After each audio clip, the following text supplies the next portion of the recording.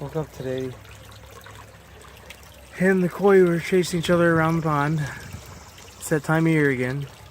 That big one right there looks, I think, is one of the females. Or no, that one.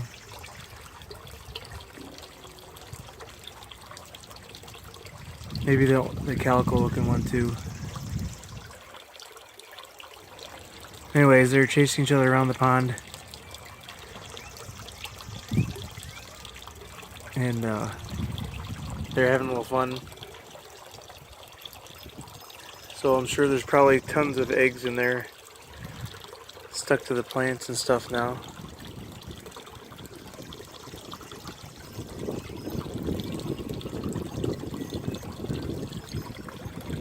I don't know if we'll keep any or not this year, but we kept a lot of them last year, but they were mixed breed last year.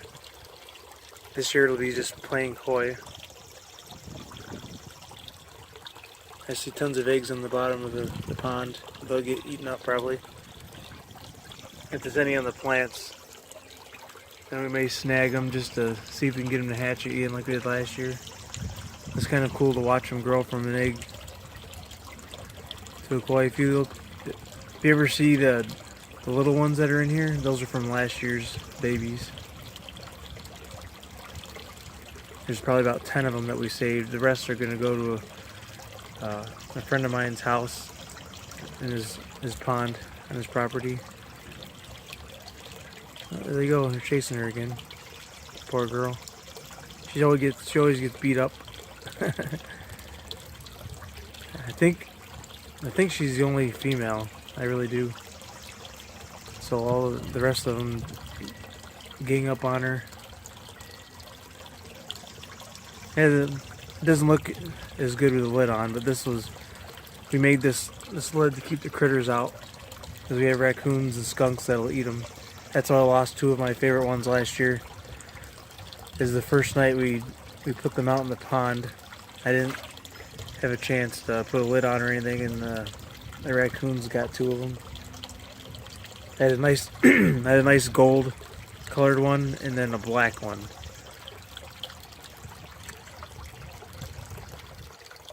They became part of the food chain. So this is what we do at night. We made this lid and we keep it on, put some bricks on so they can't get to them. To protect these little guys. It's really cool. And these guys, we've had them for about 3 years now, and they're about 10 inches long. They would have been bigger by now, but we just didn't have the room for them. Every year we've gone bigger and bigger. This is about as big as we're going to get probably, because we don't really need to get any bigger with this many koi in here. It's 7 foot by 8 foot, 2 feet deep in the center. Yeah, that's the female right there. You can see her, the one that's more colorful. The big one right there in the lead, that one's the female. The rest I believe are all males, because they're constantly chasing her, trying to get her to lay the eggs.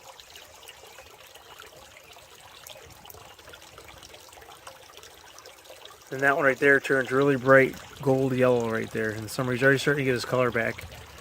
The sun gives them their color. So if you ever buy any koi from the pet stores and then you put them in an outside pond, you'll notice that they change color. It's because of the sun. They're missing the sun inside the house to give them the color. And of course, if you give them a proper diet too. But even if you do a proper diet, like in the wintertime, they lost their color, even though I feed them really good pellets. They still lost their color in the winter because there's no sun. Oh yeah, I see even the babies are chasing them, trying to get in on the action. babies from last year.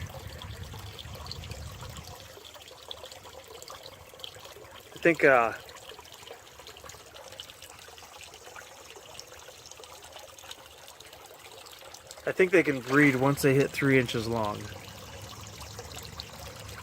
For the koi anyways. Goldfish, they can breed anytime from what I've read. The goldfish can breed multiple times a year. Koi can only do it once a year. Goldfish can do it multiple times a year. Have babies. I definitely got to get a couple more females just to even it up a little bit so they don't just beat on her every year. It's just hard to tell. This is like the only way you can tell, basically, if they're male or female.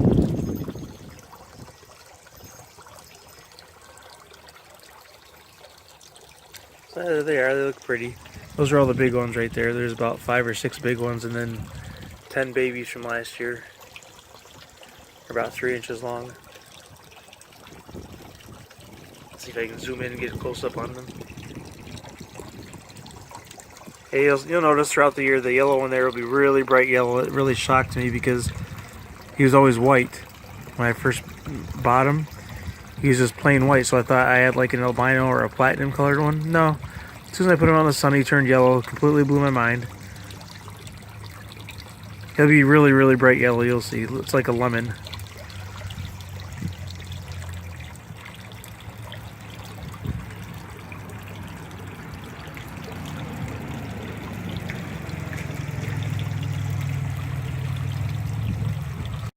Okay guys, here's what we did with the goldfish. This was Mrs. RC's idea. We have the pump. We ran a line from the pump in the pond all the way over there, all the way up into here. Eventually this will be covered with dirt and flowers and that stuff here, the creeping Jenny, this stuff. This ground cover, and it runs into here, and it comes out there and into this, and then I have a homemade filter system that I built. Big huge cotton ball, and in the center of it there's a big huge thing full of charcoal that helps to filter the water, make it crystal clear. And then we have the scrubby pads to help grow the bacteria that's needed to break down the ammonia. They're right in there, underneath the rocks and stuff. You can't see them. I'll have to move them sometime to show you guys. But anyways, that goes into the pond, and that's the filtration system. And all that will produce oxygen in the summertime for them.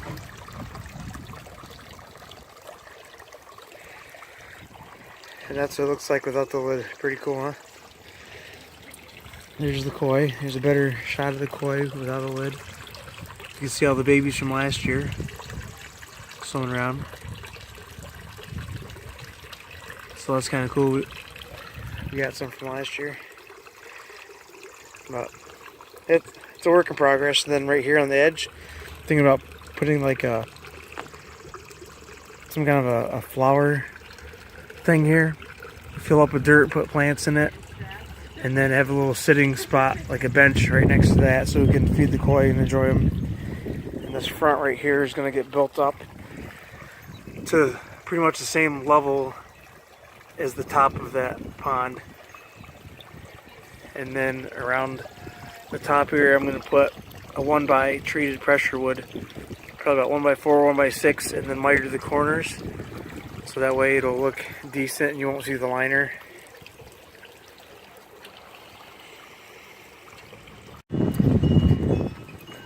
Okay guys, I just got home, and when we left off earlier today, the koi and goldfish were breeding. So we just took a bunch of the eggs out, that way they don't get eaten, but a lot of them did get eaten. One of these is goldfish eggs and one of these is koi eggs. We're going to take them inside and raise them up like we did last year. Last year we had probably about 300 babies, and maybe between 80 and 100 I think made it. But let's see if we can look close in there. Yeah, see all those little white speckles in there. Those are all eggs. Those little balls.